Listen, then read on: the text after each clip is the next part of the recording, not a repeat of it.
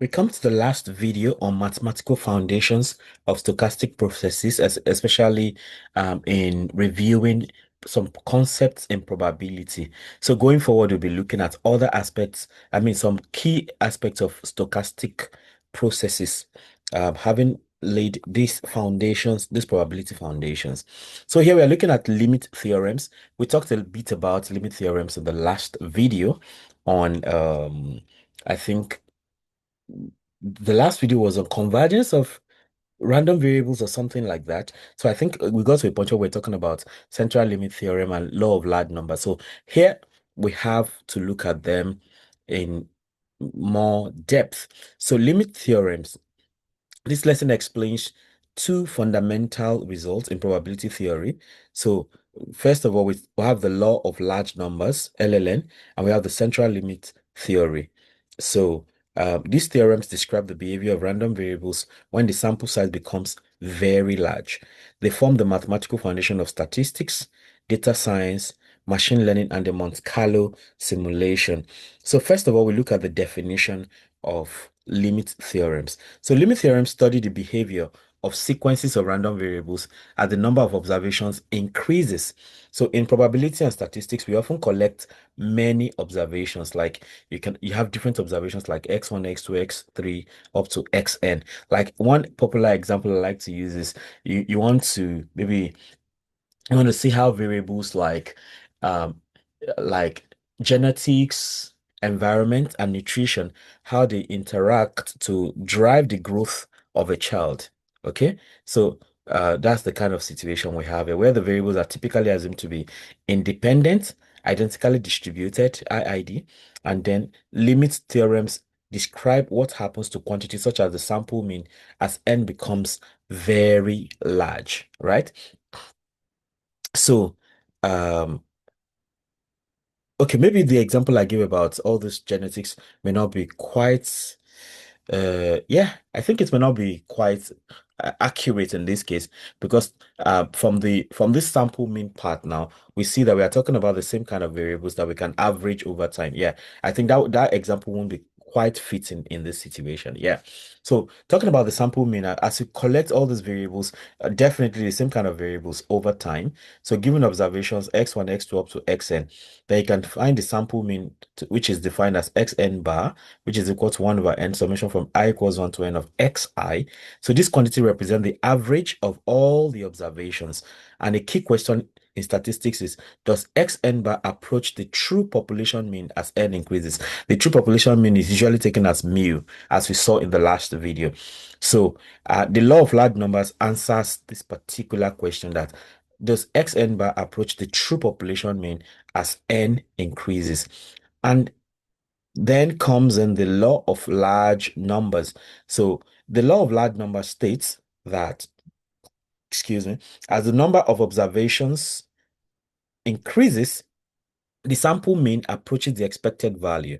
So if the random variables have mean mu, which is equal to expected value of x, then we say that xn approaches mu as n approaches infinity. And of course, yeah, that's generally that. This means the sample average stabilizes near the true population mean when the sample size becomes larger. So it means the more information you collect, the more realistic whatever you're measuring becomes, basically. So the mathematical statement of the law of large numbers can simply be put like this. If you let x1, x2 up to xn be independent, identically distributed random variables with the expectation of xi being equal to mu and variance of xi is sigma squared, then define the sample mean xn bar equals 1 over n, summation from I equals 1 to n of xi. Then the law of large numbers states that xn bar approaches that mu, which is which is, yeah, it approaches mu. Approaches the expected the expectation of x as the sample n becomes larger. So it means as the more sample you collect, the more representative the data you get from the sample becomes of the true population you are taking the sample from. So then we have types of laws of large numbers. In the last video, we also saw this briefly when we're talking about uh, convergence of uh, uh, convergence of random variable convergence, right? Where we saw almost surely convergence, where we saw convergence in probability and convergence in distribution. So there are two forms of laws of large numbers, right? We have the weak law of large numbers. So the sample mean converges in probability to the population mean, right? So that tells us that the probability that the deviation between the sample mean and the population mean, the real mean, the expected value, the probability that their difference is greater than epsilon approaches zero. That simply means that the difference between them closes up gradually like that. So, and that happens for every epsilon greater than zero. So the weak law talks about the fact that xn converges to mu in probability, and that is of course weaker than the strong law of large numbers.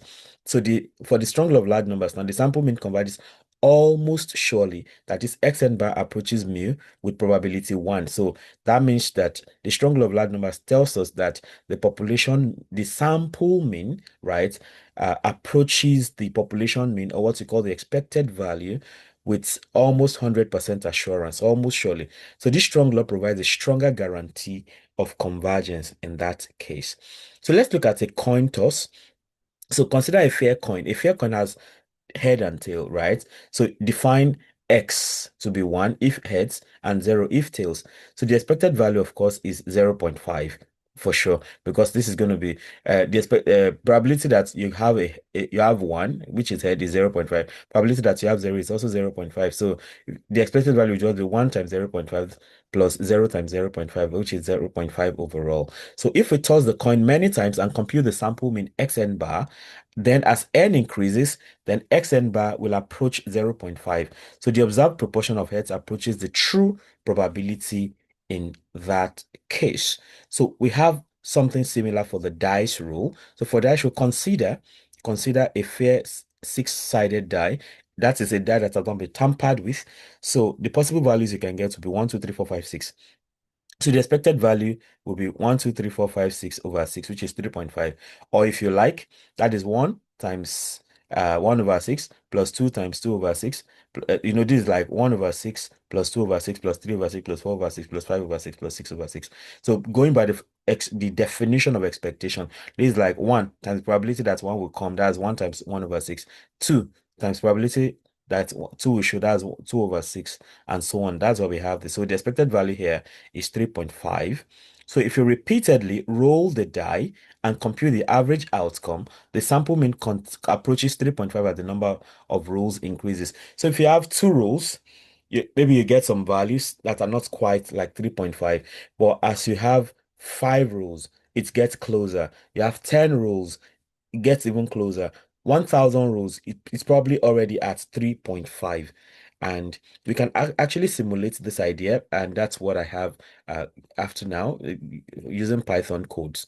So the law of large numbers can be illustrated using simulation. So we repeatedly generate random numbers and compute the running average. As the number of observations grows larger, early averages fluctuate heavily, and later averages stabilize near the true mean, that is the expected mean, as you can see here. So you see the fluctuation around here, but over time it evens out. So you have the sample mean going this way.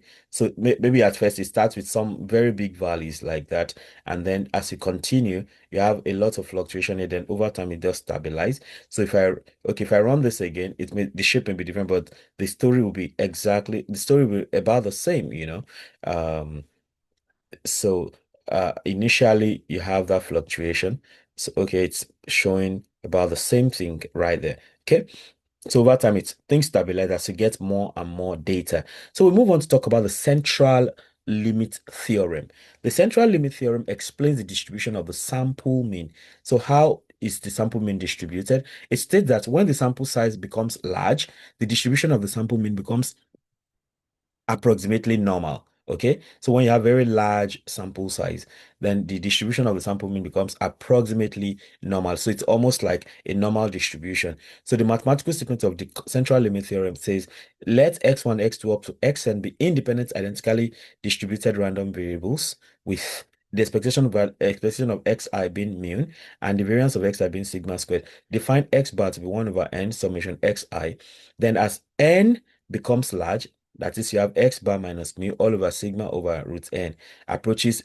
So as n becomes large, right, then the this whole thing xn bar minus mu over sigma over root n, which is the standardized sample, right? It approaches a normal distribution. So this means the standardized sample mean approaches the standard normal distribution. That is the mathematical statement there. So distribution of the sample mean now. The central limit theorem implies that the sample mean approaches normal distribution with mean mu and standard deviation sigma squared over n for sufficiently large n. So the variance of the sample mean is then taken to be variance of x bar to be equal to sigma squared over n. So the standard deviation of the sample mean is called the standard error, which is sigma over square root of n. And that talks about the distribution of the sample mean. So, what are the key insights of the central limit theorem? So, the remarkable feature of the central limit theorem is that the original distribution does not need to be normal, even if the data come from distributions such as uniform distribution, exponential distribution, binomial distribution, or some skewed distributions. The distribution of the sample mean becomes approximately normal for large n, for large samples, basically. Okay, so here, if we have some example like suppose exam scores have mu is 70, that's the expected value. The population mean is 70. This is the standard deviation now is 10. So sample size is n equals 36. So the standard error in this case is 10. The definite, we already have the formula. That's sigma over root n. That is 10 over square root of 36. That's 1.67. Therefore, we can say that the sample mean is normally distributed with average, with mean 70 and standard deviation and variance 1.67 squared rather. Okay. So another example for probability calculation, if you want to find probability that the sample mean is greater than 72. So you first compute the z-score. So you have z to be x bar minus mu over standard error. So that's z equals 72 minus 70, which is the mean. The standard error is 1.67. If you calculate that, you get 1.20. So using the standard normal distribution, probability that z is greater than 1.20 is approximately 0.115. And Python can help us do that too. So here now we just need to import scipy dot start as stats, and then we have z equals 72 minus 70 over 1.67, and the probability that 1 minus stats normal CDF is now 0.115, just like what exactly we have right here, 0.115, like that. So as you keep running it, the value hovers around 0.115. So 10.4, now we compare the law of large numbers and the central limit theorem. So the main idea for law of large numbers, the main idea is the sample mean approaches population mean. For central limit theorem, sample mean becomes normally distributed. So sample mean for law of large numbers, the sample mean approaches the population mean, while for central limit theorem, sample mean becomes normally distributed. Then the result is that for law of large numbers, we have convergence. For central limit theorem, we have distribution approximation. And the output for law of large numbers is a single value, right? A single value towards which the sample mean converges. Whereas for the central limit theorem, we have a distribution, a probability distribution. Then the application for law of large numbers, you can use it to estimate accuracy. And for central limit theorem, you can use it to estimate statistical you can use it for statistical inference rather. So law of large numbers for accuracy, for estimation, and central limit theorem for statistical inference. So with all of that out of the way, then we can talk about some applications of the law limit theorems. So having seen the law of large numbers and the central limit theorem. So the applications, now these theorems are used widely in statistics for confidence intervals and hypothesis testing, in data science for model training and sampling, in finance for analysis of average returns, and in machine learning for stochastic optimization, and in simulation for Monte Carlo methods. So in summary, we see that the law of large numbers tells us that the sample mean xn bar approaches mu, basically.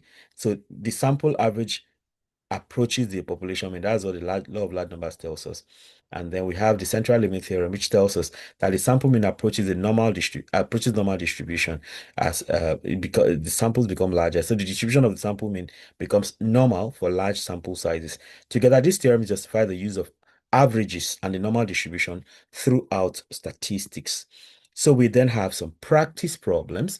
So solve the following problems related to the law of large numbers and the central limit theorem. A fair coin is tossed 1,000 times. What value should the sample proportion of heads approach according to the law of large numbers? Of course, that'll be 0.5 because of the largeness. So let x1, x2 up to xn be IID random, with random variables with mean mu. Being equals to what value does the sample mean xn bar approach as n approaches infinity? Of course, xn bar approaches 12 as n becomes big and larger and larger. Suppose the expected value of a random variable is expected uh, ex, that's 5. If the sample mean from a larger sample is computed, what value would it approach? Same 5, right? So because as the sample becomes larger, it approaches the population mean or the expected value, you know. So a die is rolled repeatedly. What value should the sample mean of the outcomes approach as the number of rolls becomes very large? Of course, that will be 3.5 because the expectation for a die, will be 3.5 as you have 1.2, 1 plus 2 plus 3 plus 4 plus 5 plus 6 divided by 6. Then 5, explain whether the law of large numbers guarantees that the sample mean will equal the population mean exactly for a finite sample. Of course, we are not saying that it will exactly equal the population mean, but it simply tells us that the sample mean will converge, will move towards the population mean. Then 6, suppose x has mean mu equals 50 and variance sigma squared equals 16. If n is 64, what is the standard error of the sample mean? Of course, the standard error will just be uh, sigma over root n, and sigma is the square root of 16. That's 4 over square root of 64. That's 4 over 8. That's 0.5 right there. Okay, so if a population has a mean 100 and standard deviation 20 and the sample size n is 25 taken, compute the standard error of this mean. Standard error is just 20 divided by square root of 25, right? That's 20 over 5, which is 4 right there. Then 8, assume exam scores have mean 70 and standard deviation 12. If n is 36, compute the standard error. That's 12 over root of 36. That's 12 over 6, which is 2 there. Then 9, a population has mean mu is 80 and standard deviation 10. If n is this, what's the distribution according to the central limit theorem? For the distribution the distribution will go to normal, of course, as you have this large number of samples. Let u be 50, mu be 50 and sigma is 8 and n is 6. For find the sample standard error of the sample mean, of course, that's sigma over square root of 64. That's 8 over 8, which is simply 1 there. Standard error is 1. Then 11, suppose, yeah, I mean, just look at this whole thing and try your hands on them and see how well you understand the concept. Okay, let me know how helpful this is for you, and if there's something else you'd like me to try out, feel very free to let me know. If you have subscribed already, I thank you very much for subscribing. uh if you have not subscribed, why not go ahead right now, subscribe, hit the notification bell also after subscribing, and so that way you can always get the alert each time I upload a new video. You can also become a member of the channel by clicking on join. That gives you some special privileges like seeing some videos first, or being the only one to see certain videos as a member of the channel, right? You can also hang out with me to discuss whatever interests you on this channel. You can get PDF copies of my notes on request. Ultimately, don't forget to comment, like, and share so that more people can have access to the great content I have going on here. Till I come your way again, keep doing maths right. Watch out for uh core stochastic processes topics starting from the next video. Bye.